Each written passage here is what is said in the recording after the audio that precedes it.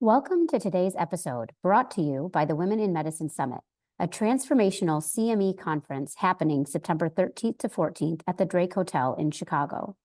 Engage in leadership programming, learn negotiation skills, receive on-site coaching and mentoring, and see who will win this year's I Stand With Her awards. This year, we're excited to offer unique programming that includes a special session on how using improv comedy can bring fun back into medicine.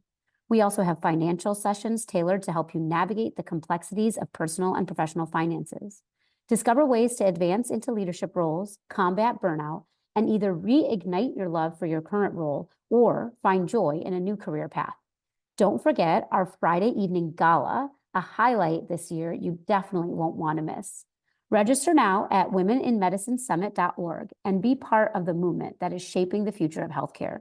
Join us to network, learn, and celebrate the power of women in medicine. Welcome to the Revitalizing Doctor podcast. We explore with our guests how you can move from surviving to thriving as a physician. We know that when you connect with your values and authenticity, you can live a life that is fulfilling and not only good for you, but drives the necessary transformation in healthcare to take better care of our physicians, which means better care for our patients. But palliative medicine is this field where I do get to help people on the worst day of their life very often as well. And not only them, but their whole family and their friend network and the staff that's taking care of them. I take care of all these people sometimes when patients have gotten a terrible diagnosis that's life-limiting, and they've never thought about their mortality before or what their life means. And I get to process that with them. And I get to occupy a very special and vulnerable space with them where they contemplate their entire existence. And their family does it with them sometimes, or their friends. Sometimes they're doing it alone, and I get to be the only other person that hears, their story and their feelings about their story and what they're going to do with that story from here on forward and here on out. And so it's a really special job because I have the bandwidth and the tools to really listen to people, which is something that medicine doesn't afford many physicians anymore. I am thrilled today to have my friend and colleague, Dr. Maria Sturchler, who's double board certified in palliative care and emergency medicine, and also an immigrant and first-generation college graduate. She achieved her calling as a physician in a non-traditional pathway. She's an experienced former educator. She earned her master's and doctoral degrees in mathematics, education, and educational leadership, respectively, while teaching full-time.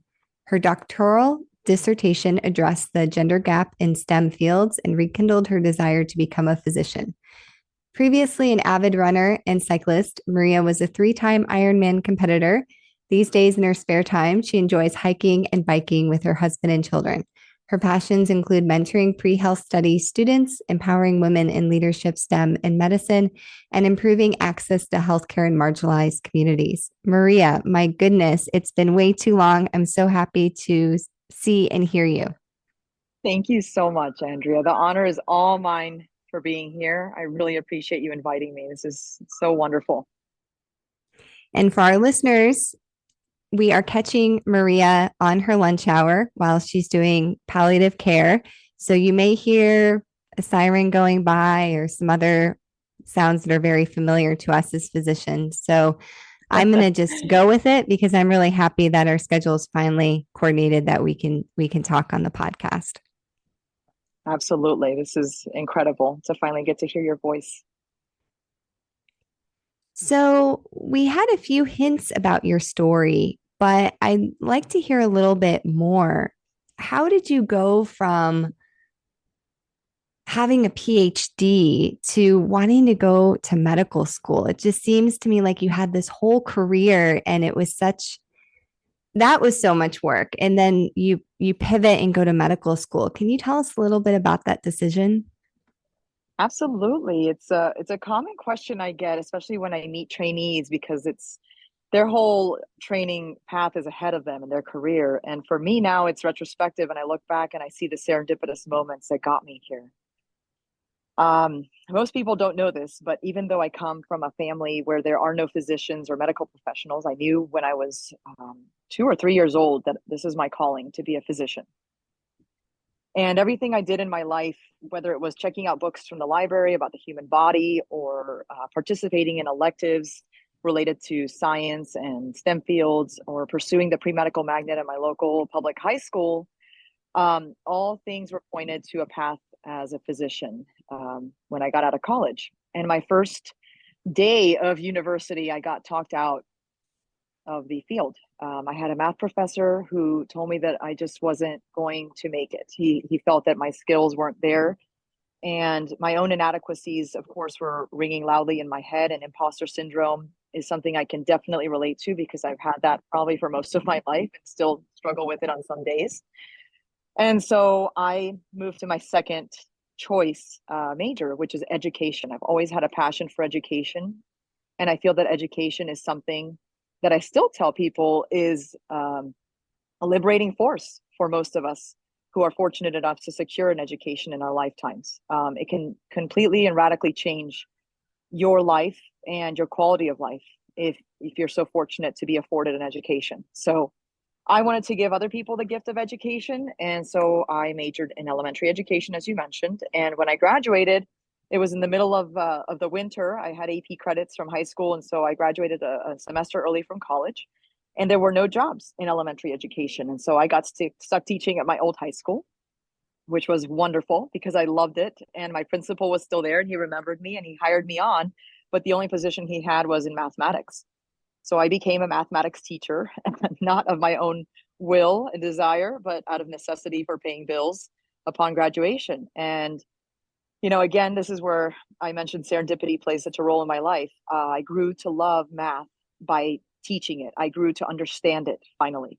Something I'd avoided in my life and the thing that had caused me to drop out of pre-med was now becoming something I did on a daily basis and helped other people to grow to love and understand also. And so this enabled me to get to a point where I understood math so well that I started contemplating, wow, what if I had been able to do this, as a pre-med? If I'd been this good at math, that professor never would have been able to talk me out of my dream job because I would have done it regardless. And I shared these feelings with some of my administrators at the school I was teaching at the time. And they were so, again, serendipity, so kind and so encouraging and supportive and sponsoring of my dreams that they told me, my principal in particular said, you're fired basically next year. You can work as an adjunct, you can work part-time, but you won't be coming back full-time. You're going to go do your prereqs. And I was in the middle of doing my dissertation for my doctorate in education. So I started my prereqs at the same time I was writing my thesis. And here we are today. Serendipity and just wonderful mentors and sponsors in my life have helped me to reach my dream of being a teacher and a doctor. Wow, that is such an inspiring story, but also such a heartbreaking story.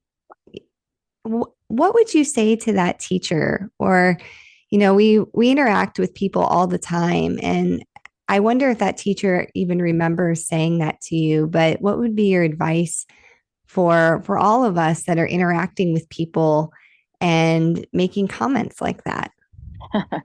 It's unfortunately something I hear, again, a lot of trainees and even my fellow colleagues tell me that they had someone in their life who at some point discouraged them from their dreams or some aspiration that they had. And fortunately, most people are strong enough in themselves that they can sort of deflect these comments that can be very painful to hear. Because you're right, it is very painful. It's a very painful story. Although now I use it to inspire others, because I know at some point, every single one of us, no matter how successful, the most successful person you can imagine in your mind has certainly been discouraged at some point in their life. And so if we all teach each other, and especially those coming up behind us and the youngest among us, that you are going to hear something about yourself that isn't positive, and someone isn't going to like you or support you or believe in you necessarily at some point.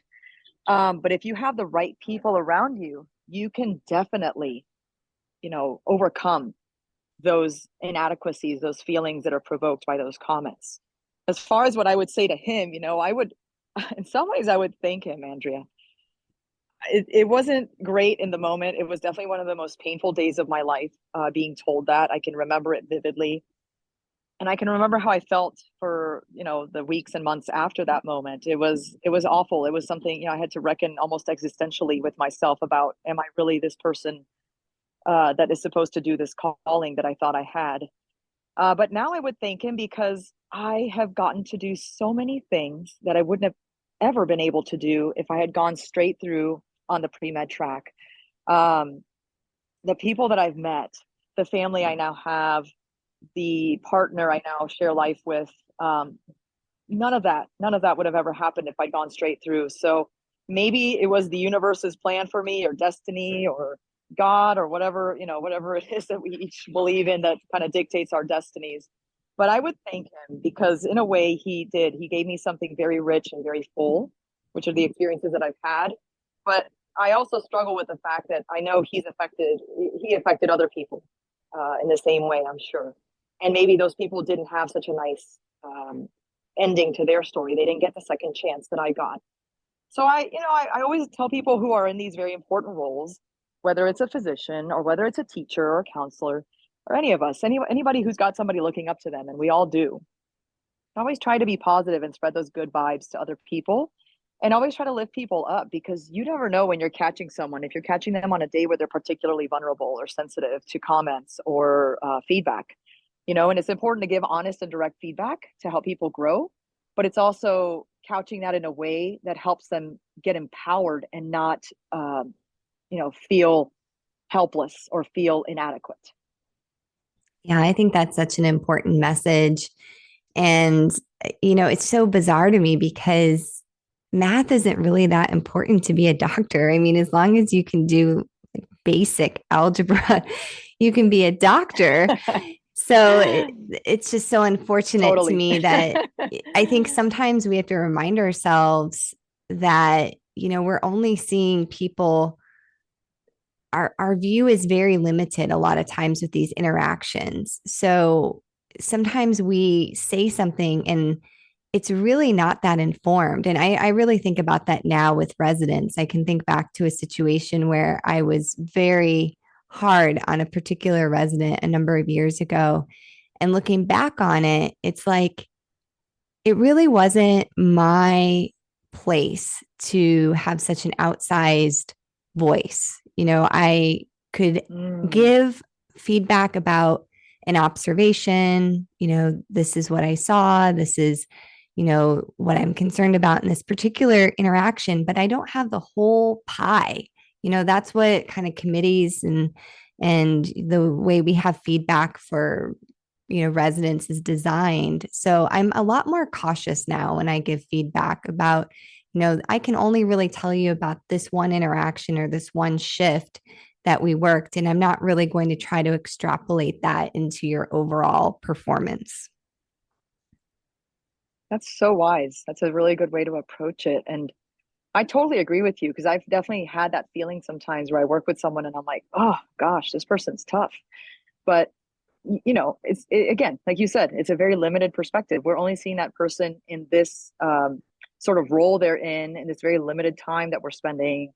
Maybe it's a bad day. Maybe they just had something happen that morning. And that sort of perspective and way to approach people has helped me a lot, taking things less personally when people aren't the kindest or aren't the most thoughtful or courteous or considerate to me in a moment. I try to say to myself, well, maybe their mother just got diagnosed with cancer. Maybe their dog just died. Maybe they just, had a fight with their partner, or maybe, who knows? Like, we all have all these battles we fight on a daily basis that people aren't privy to.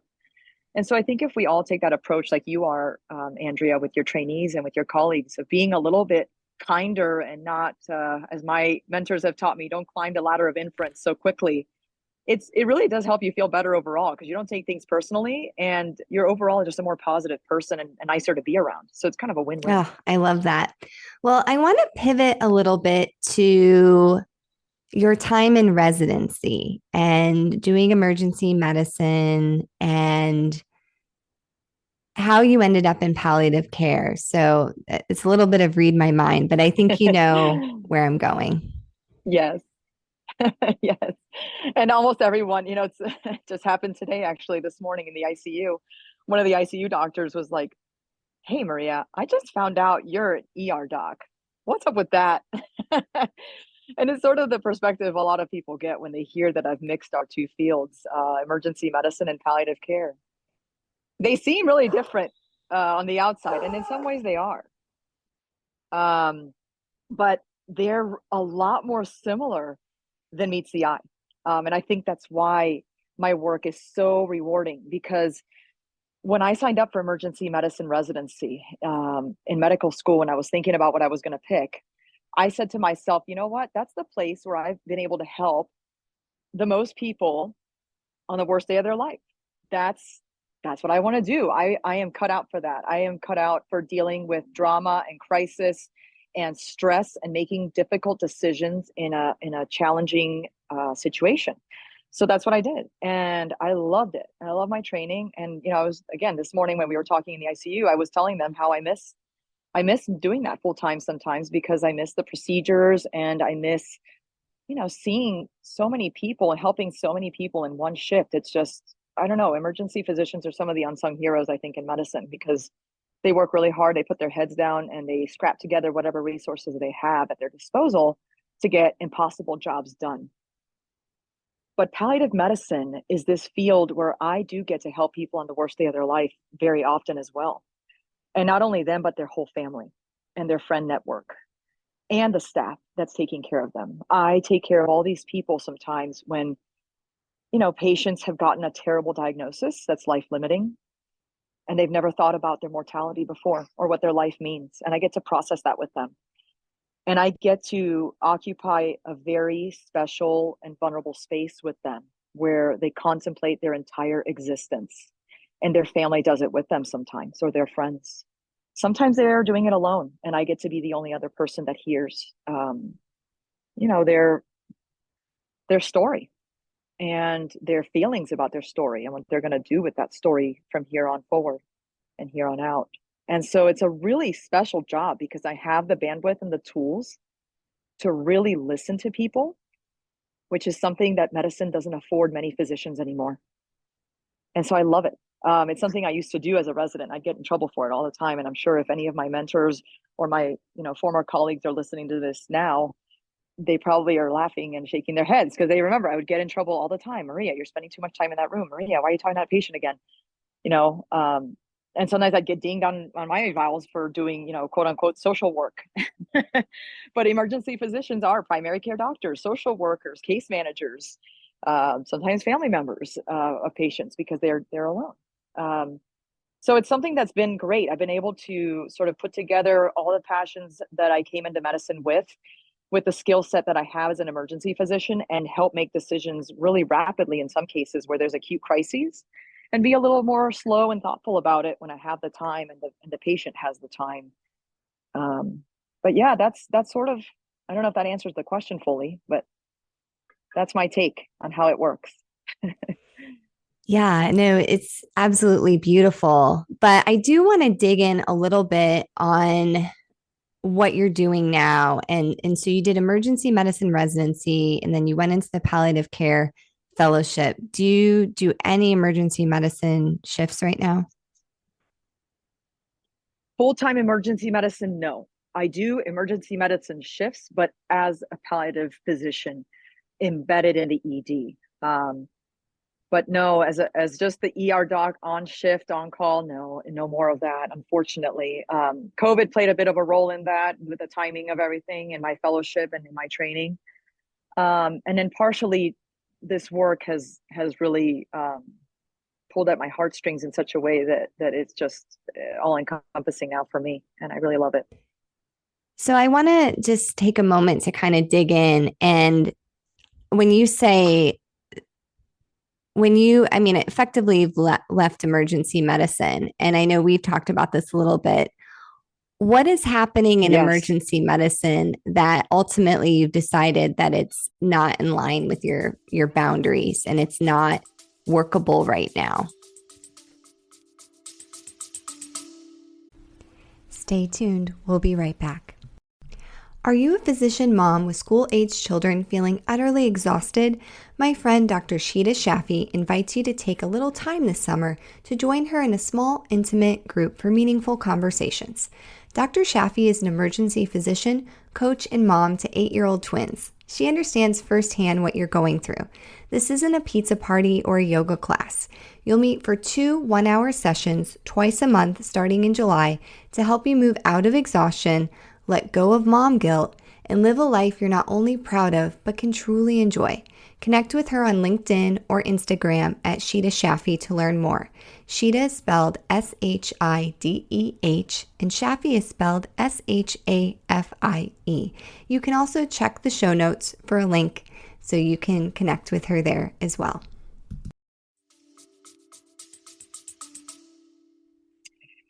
You know, that's the multi-layered question. I think initially when I took the fellowship position, my vision was to split my time somehow, maybe not perfectly even 50-50, palliative and emergency medicine shared, where I had a vision where I'd work some ER shifts in an ED somewhere in town, and I'd work part-time in palliative care. And I started my fellowship in 2020, in May of 2020, or I'm sorry, July of 2020. I graduated in May or June of 2020. And so from residency. And so at that time, as you all, I'm sure, vividly remember, we were in, I don't know what else to call it, but the COVID dumpster fire, I guess, all of us in the world together, because nobody knew what this virus did, how it behaved, what the natural progression or course was, any of the epidemiology. I mean, we were all just frantically trying to help people survive it and also not die from it ourselves. And so at that time, I was also pregnant with my first child.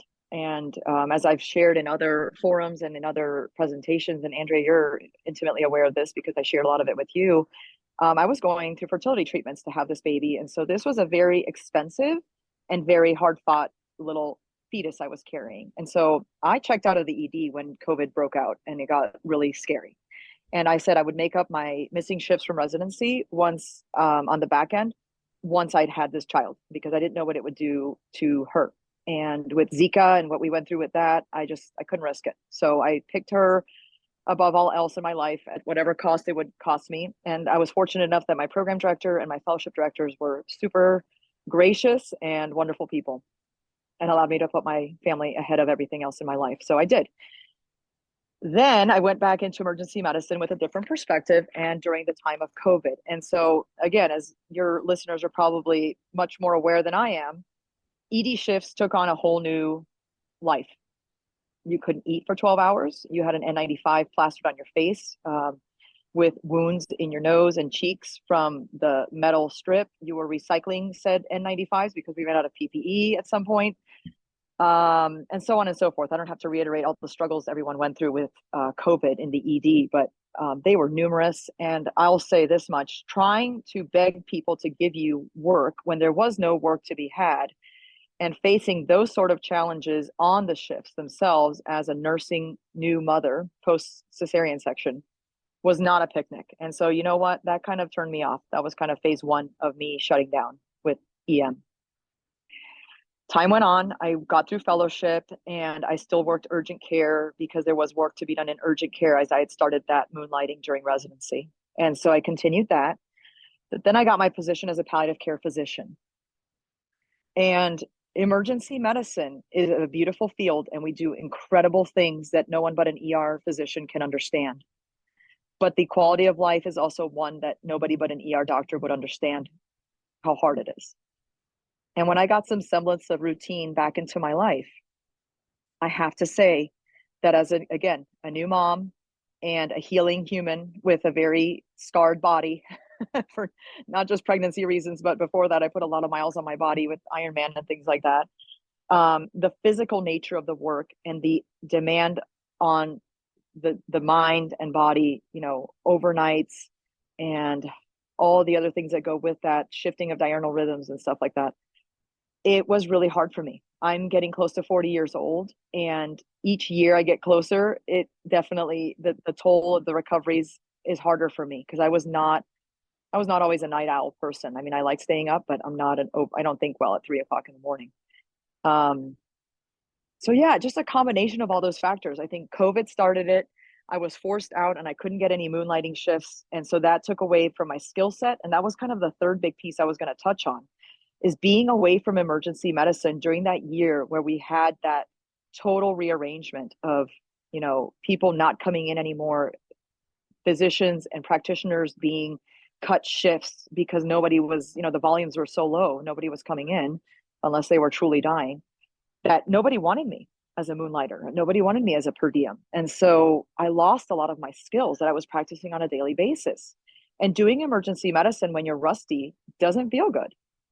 I don't want to put my patients at risk, and I didn't want to put myself at risk, malpractice and litigation, things like that, just because I wanted to be cocky and continue to carry that title of full-time ER doc. So that perfect storm, those things all kind of work together, Andrea. And that's kind of the long answer to your very short question of why I eventually bowed out, is, duty to myself, duty to my patients, and being the best ER doctor possible. And I wasn't that anymore after a year out, not having my skills in use. And then duty to my family. It was a better fit for me to proceed in the path I was on. And it was, just as rewarding, if not more so in some ways. So here we are. Well, thank you so much for sharing that. And it's not lost on me that I was a little bit intrusive, but I did it with the goal that I know a lot of physicians are having similar thoughts and similar experiences. And there's so much shame around potentially moving away from something that was so integral to your identity. And, I think we can all think back to the beginning of residency and, thinking that we're on a path that this is what we're going to do for the next 20, 30 years. And then to, pretty rapidly, when you look at the span of a career, decide, actually, this isn't going to work. And it's courageous to do something different. And I hope that your story inspires people that, I've talked to a couple of physicians that have told me by the last year of residency, they 100% knew they weren't going to be able to do the specialty that they were just about ready to finish. And they ultimately, that's heartbreaking. Ultimately got board certified in that specialty, but did something like you and pivoted, whether it was fellowship or not, into something else. So I think it's really, really important for people to hear that it's never too late or too early, quite frankly, to change what you're doing. Absolutely. I'm the poster child for that. I took 10 gap years before med school. When students hear that, they're like, oh, I'm not that bad. So that's why I appreciate your quote unquote intrusiveness. I don't think it's intrusive at all. It's, I'm an open book, and I tell everybody I talk to that, because if anyone can learn from my life experience in any way, or make their life better by not repeating any of my mistakes, or I don't know, gaining a new perspective from what I've been through, I'm happy to share it. Like I said, I want to lift up the people around me and behind me and in front of me if I can. And you touched on something that brought something else to mind.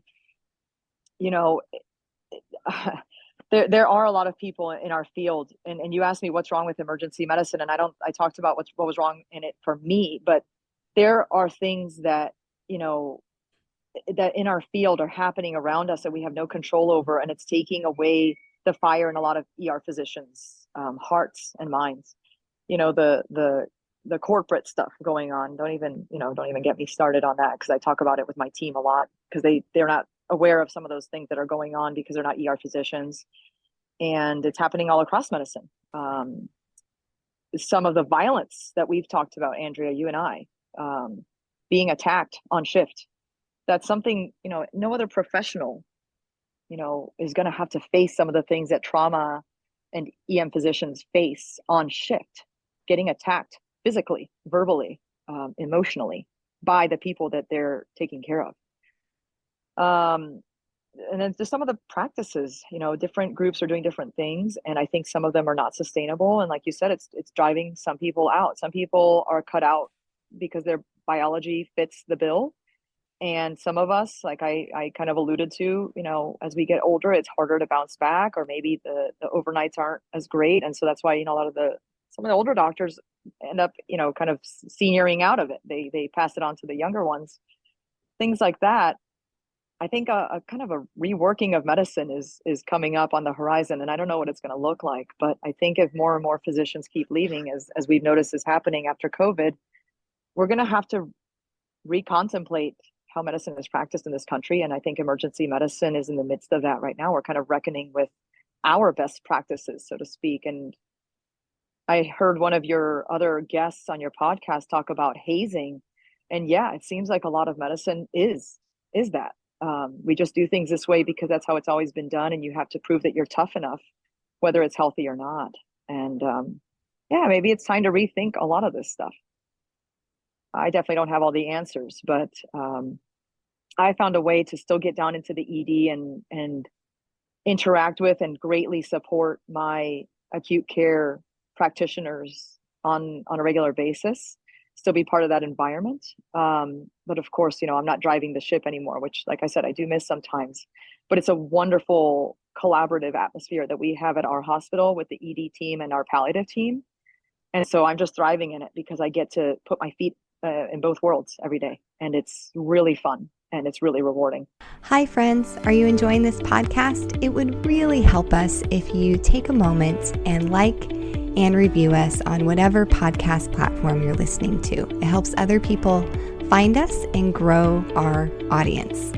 I am also asking for you to consider being a big supporter of the pod and donating $1, $2, $3, whatever you're comfortable with a month to offset some of the costs associated with bringing you this great content. To support the pod, go to therevitalizingdoctor.buzzsprout.com. So let's talk a minute about that, because I do think it's a pretty innovative thing. I have the benefit of being friends with you and Dr. Nachat, who's been on the pod as well. And so I'm a little bit familiar with what's going on at Scripps. But can you explain how palliative care is integrated into the emergency department? Because I certainly hope this spreads like wildfire across the country. And I think emergency medicine physicians really, really want palliative specialists in the emergency department. Oh, I love hearing you say that, because that's what I've heard on our end. And I'd be honored to share about it, because we're really proud of what we've done so far. And we're very new at it, I think. So what we do is essentially, we've been able to secure enough FTE at our site. We've been allotted it to try this out as a pilot program, to have a physician on our team dedicated to being embedded in the ED every day. And it's not every day, it's not 7 days a week, but it's 5 days a week right now. And if it continues the way that it's going, I think it'll expand further. But in essence, one of us is dedicated to the ED. We check in with the ED docs in the mornings when we arrive, and they're starting to get used to us. And they even admitted to us recently during a meeting that, they didn't really know what to do with us at first, because they weren't sure what we were going to be helping with. They thought it was kind of not, to kind of summarize it crassly, a waste of time for them. But sooner rather than later, they started to realize that when they had patients who would, for example, come in from hospice and have uncontrolled symptoms like pain or dyspnea or anxiety, we were there, and we're the experts in that. And so we help manage that. We integrate with case management on a regular basis, social work, all the other interdisciplinary teams in the hospital. So we cut that workload out of their day. Again, they don't have to play social worker, case manager, and all this other stuff. They can do their job. And so if there's acutely ill patients that they need to focus on, we help handle the hospice bounce back. We help handle patients who come in with newly diagnosed stage 4 cancer. We help manage patients who come in with advanced dementia that nobody knows what's going on, and the family kind of dumps in the ED. I mean, we can just go on and on and on. I mean, I could give you 10 case presentations off the top of my head. And so over time, they're starting to see our worth, because since we integrate with these kind of patients on a daily basis, and we have the resources at our disposal because we're well versed in them, we can jump right in, cut the patient's time in the ED so they don't suffer and their family doesn't suffer, and get the patient back to whether it's home or their facility, or if they do want to stay in the hospital, figure that out much more quickly. So the ED physician can focus on the 10,000 other tasks that they're having to do in that moment. So it's a win-win-win scenario because the team downstairs in the ED is loving us. The patients and the families get excellent care because the issues that they're coming in with that are specific to our field get attended to rapidly. And the community and the hospital benefit because they're able to come in to the ED and be seen by an ED physician for needs that are appropriate to be seen by an ED physician because beds aren't occupied due to placement issues or dispo issues or things like that when we can help facilitate. So it's super rewarding. It is absolutely fantastic. And when the ED team sees us now, they're always telling us, God, you guys, I don't know what we did without you. And that's the best thing I've heard in the last year. When they told us that at the last meeting we had, I hate to like toot my own horn, but it's such a wonderful, wonderful thing for them to have said because it really validated the numbers that we're seeing in the data. I am more driven by anecdotes like that. And when it's on behalf of the entire ED team that we're so collaborative with and so interested in helping to work with and to make care better in our hospital, it was really the best compliment we've gotten. So we're very, very excited about this initiative. And we've only been doing it here at our site since September of 2022. So it's, like I said, very new, but very well received so far and very successful. Oh, I love that. I just really love that innovation that's happening to make things better for the doctors and the patients. And that's one of our taglines here at Revitalize is that's what we're about. We are completely dedicated to we can make things better for doctors and patients, that most of the time what is right for a doctor is also right for a patient, that our interests are very aligned.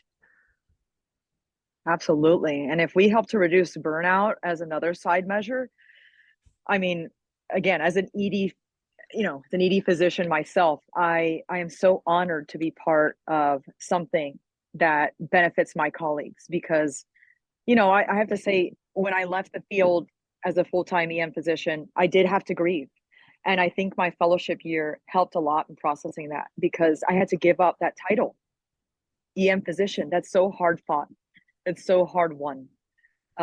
Like you mentioned, and I've discussed with you, the hours you put in, the blood, sweat, and tears you literally put in to getting that title and to earning that position and to being trusted by the community to do that job is something so special. And having to hang it up as early as I did in my career full time was very painful. And it took a lot of processing on my part, not only my ego, but just as an existential piece of myself. That is who I was. And it was hard to give up. So coming back into the fold, so to speak, in some ways, being down there in the trenches with them, helping them to offload the burnout, helping them to take better care of their patients and making work rewarding for all of us is something I really treasure. So that's part, again, of why my job is so wonderful now, because I get to be in both worlds and I get to benefit everyone involved. And it's really, really fantastic. Yeah, I will push back a little bit. And it's something that I've written about is I do think we have to change this mindset around I am an emergency medicine physician because I work in a traditional emergency department. And we know that medicine is going to change a lot in the next 10, 20 years.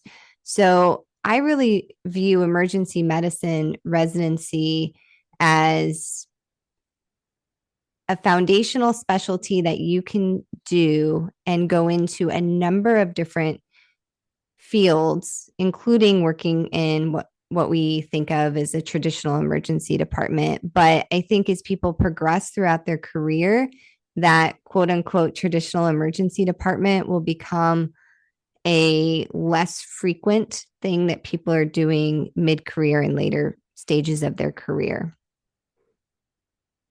I love that you said that because it's something I've struggled with, some of that, almost like a survivor's guilt so to speak. And I've talked to a lot of my colleagues offline and off the record. And, when I first, and going back, gosh, how do I phrase this? So going back, I never wanted to do fellowship. I thought fellowship was going to be a waste of time, and I wanted to get to work, because I felt like I was too old to do fellowship, partially, and partially because I just like I really wanted I wanted to be able to pay my bills and provide for myself and my family the way I'd always envisioned, and I couldn't do that as a resident. So long story short, and you were part of this process, Andrea. You helped me get to where I am because you wrote me a recommendation letter on the fly when I was, trying to get my act together to apply. But one of my mentors really pushed me, and I finally said, okay, I'll apply. And if it works out, it's meant to be. And here we are.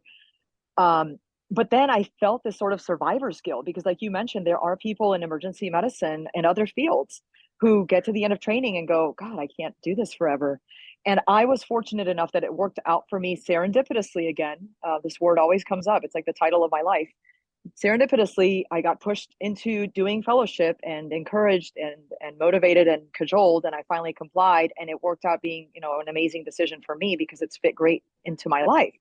What would have become of me if I hadn't done it this way? I don't know.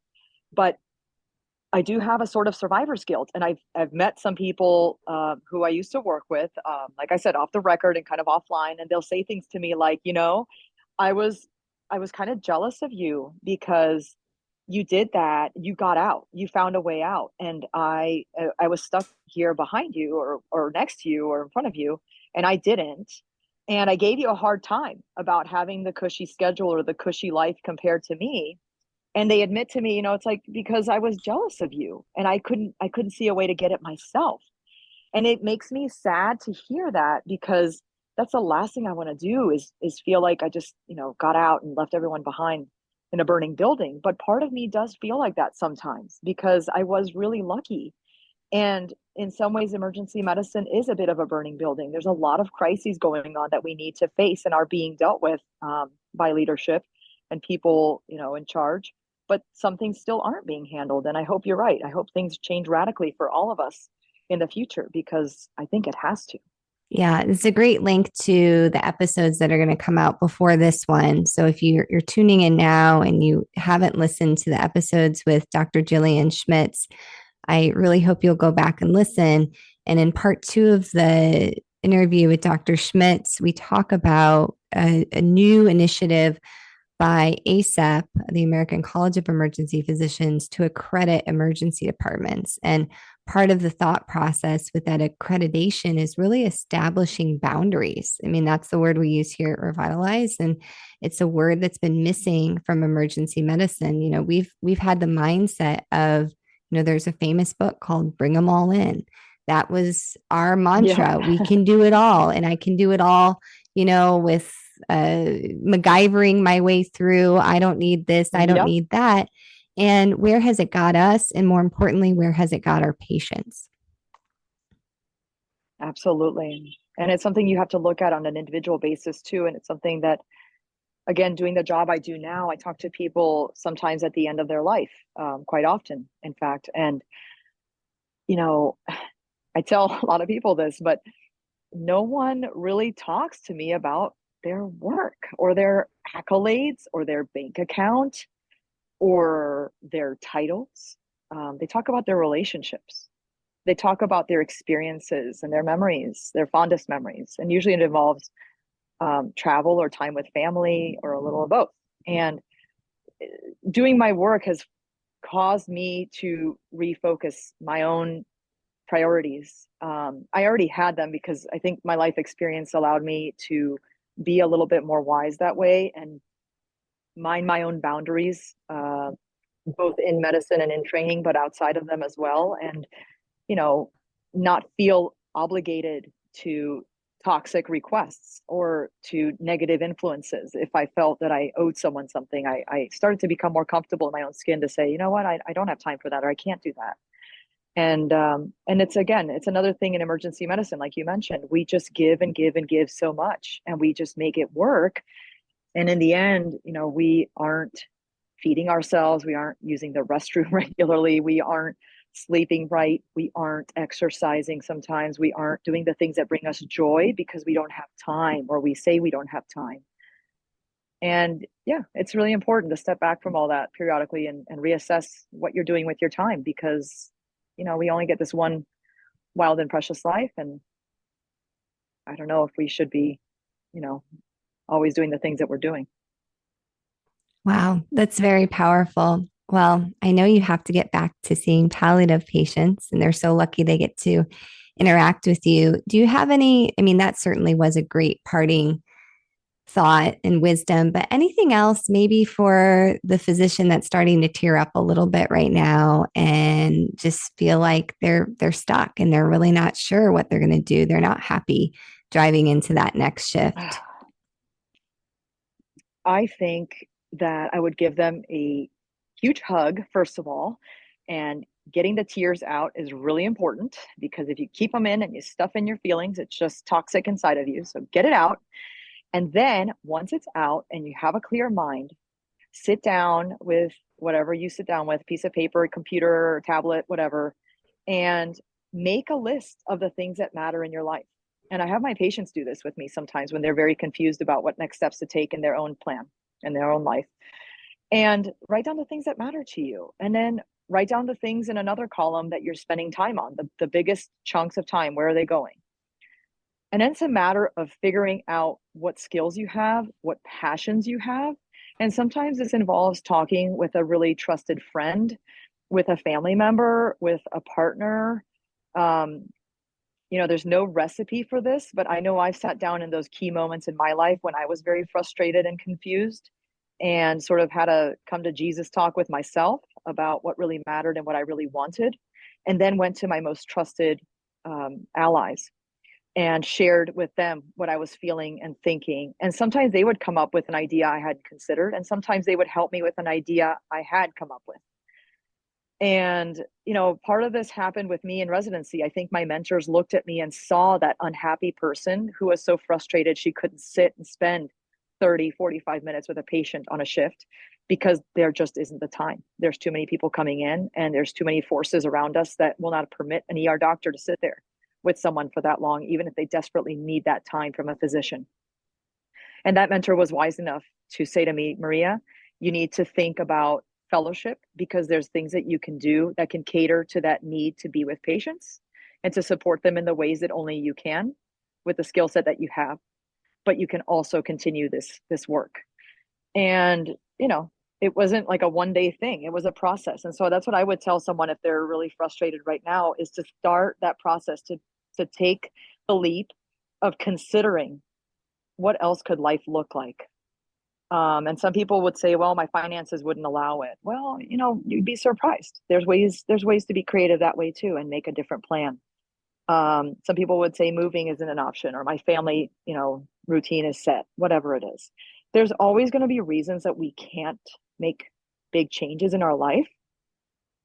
But as someone who's done it a couple of times now, going from being a full-time teacher and almost administrator to being a med student all of a sudden, and an undergrad before that, at the age of 30, yeah, it's hard. It does give your ego quite the kick, and it does take you down a few notches, but it can lead to unbelievable happiness and freedoms that you can't even imagine yet. So I would say, get the tears out, step one. Step two, write down what you most want and that list of priorities, and then conversely, the list of where your time is actually going and your treasure.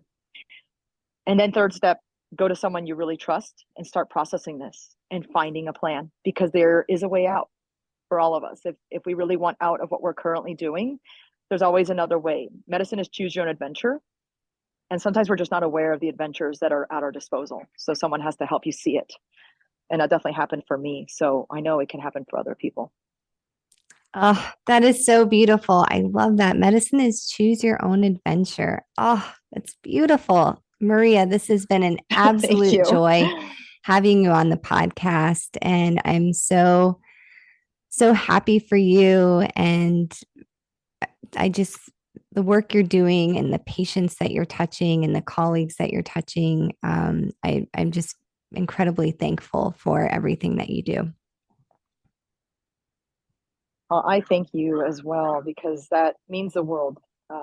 To be appreciated in what I do is what really is the biggest accolade to me. So that's immensely fulfilling for me to hear. And a little quote that I've heard that I'll pass on with you. I think it's Brene Brown, and I think you're a fan of Love hers. Brene. She gets a lot of mentions in our episodes. She has a quote that goes something like this, and hopefully I won't get it wrong, but it's the antidote to burnout is wholeheartedness, something like that. And I really do try to live every day that way. And I'm not wholehearted every single day to my max, but keeping the things that I talked about here at the center of what I do, and taking the ego out of it and the what's in it for me out of it and passing it on to others really does come back to you and it reduces, any burnout in my life. So I hope that's something that, anyone listening can carry forward and add to their life. Oh, so wonderful. All right. I'm going to challenge you that we're going to have you back on the podcast, and I'm going to have a whole list of Brene Brown quotes that I love and why they apply to medicine. I've been obsessed recently with her podcast is done, which just like breaks my heart. It was my weekly therapy. Yes. But the last episodes of Unlocking Us, she talked about the idea of assuming everyone's doing their best. And that's an idea that, or a concept that is, Brene Brown's not the first thought leader to say that, or spiritual leader to say that assuming everyone is doing their best. But I've been really trying to apply that in every interaction that I've been having recently, whether it's with a patient, a consultant, a resident, a customer service person on the phone. That I truly try to breathe and think, what if this is their best right now? Okay, well, if that's really their best, I love it. And, I can't deal with that right now, or it's unacceptable in some way, what do I need to do to help them to get to where we need to be if this is truly their best? I think that's beautiful. And that goes back to what we were talking about earlier about understanding our trainees and accepting that maybe someone's just having a really bad day on the day they happen to interact with you first. And so not going off of first impressions for the end all be all assessment of that person is a huge step forward. And it's definitely helped me be more empathic, not only with others, but even with myself.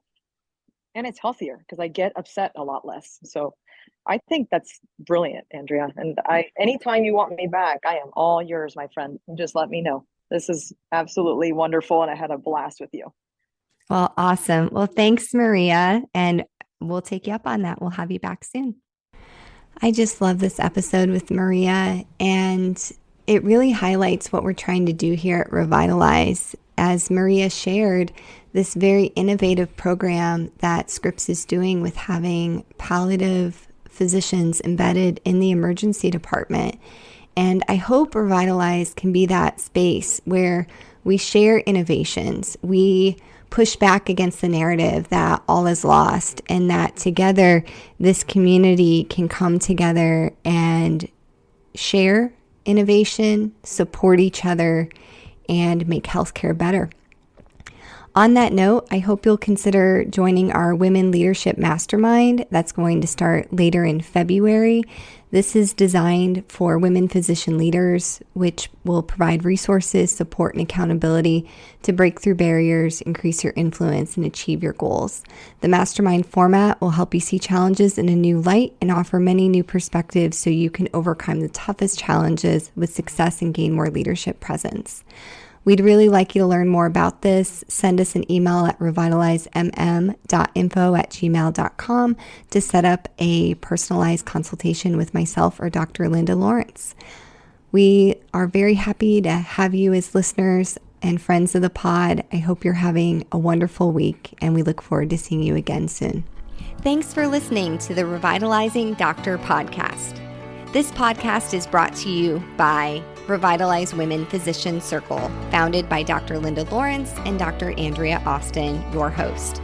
You can connect with us on our website at www.peoplealwayshcc.com/revitalize. You can tweet at us at Revitalize Women, and please connect with us on LinkedIn at Revitalize Women Physician Circle. We look forward to helping you go from surviving to thriving. This podcast represents our opinions and the opinions of our guests. It does not represent any entity that we work for or with, including the military, the government, or any other institution. Thanks for listening, and we'll see you again soon.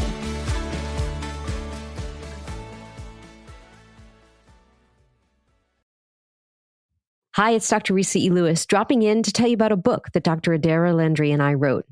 It's called Microskills, Small Actions, Big Impact. It's a business self-help book coming in 2024 by HarperCollins. Pre-order now, Microskills, Small Actions, Big Impact, wherever you buy your books.